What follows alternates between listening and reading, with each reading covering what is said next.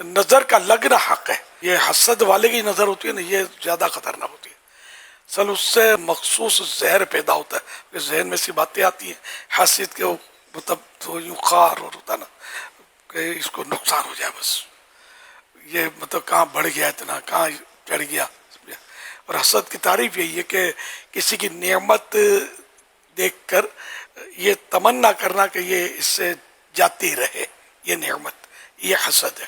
حسد نیکیوں کو اس طرح کھا جاتا ہے اس طرح آگ لکڑی کو.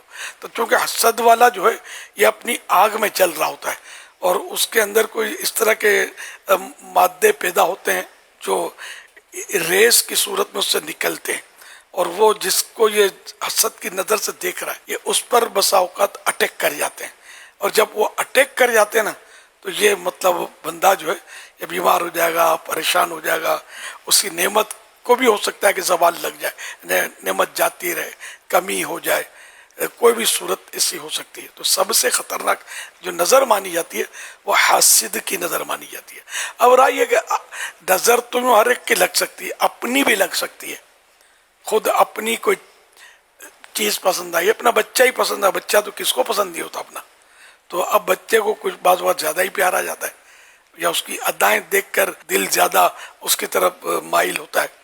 تو ایسے موقع پر کہ جب اپنی یا پرائی چیز پسند آئے تو اس طرح کہہ لے ماشاء اللہ، اس کی برکت سے انشاءاللہ آپ کی نظر اس چیز کو یا اس فرد کو نہیں لگے گی.